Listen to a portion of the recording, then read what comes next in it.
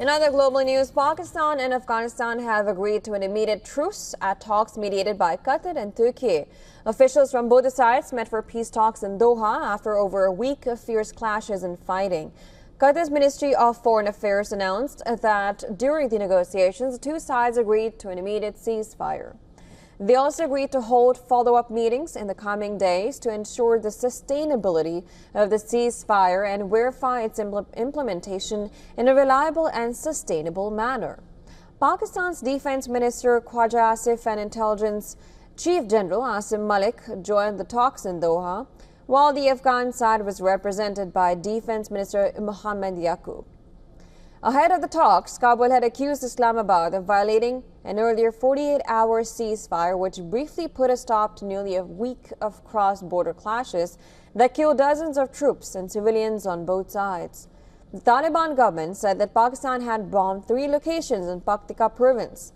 Now, Pakistan's Information Minister Ataullah Tarar confirmed that security forces targeted Gul Bahadur militant group in the border areas of North and South Waziristan districts. Now, Pakistan claims it has killed over 100 terrorists so far.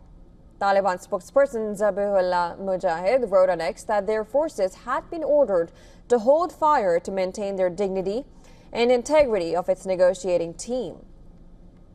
Now, according to Afghan officials, at least 10 civilians died and 12 others, including 2 children, were wounded in the latest Pakistani airstrikes in Urgun and Barmal districts of Paktika province. Now, locals from the Afghan district of Urgun claimed that they were hit by at least 3 strikes, adding that the death toll was at least a dozen.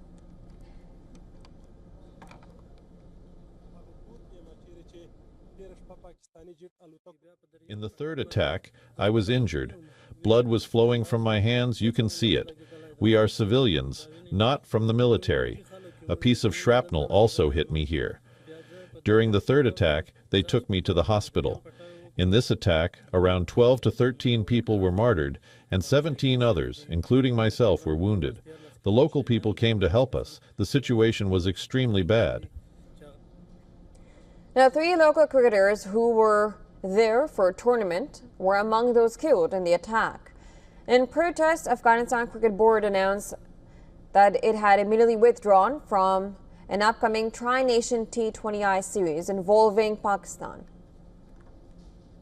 Last night I was right here. I have a room here. It was around 1:30 a.m. I was listening to the news, and suddenly there was an explosion at our guest house. There were guests inside, the cricket players who had won their match and had come here for dinner. As soon as the explosion happened, the dead and the wounded were lying right here. Afghan officials say that in the last 4 years, Pakistan's military has violated Afghanistan's border over 1,200 times and breached its airspace on 710 occasions. Since 2024, 102 civilians and Afghan border guards have been killed in these actions.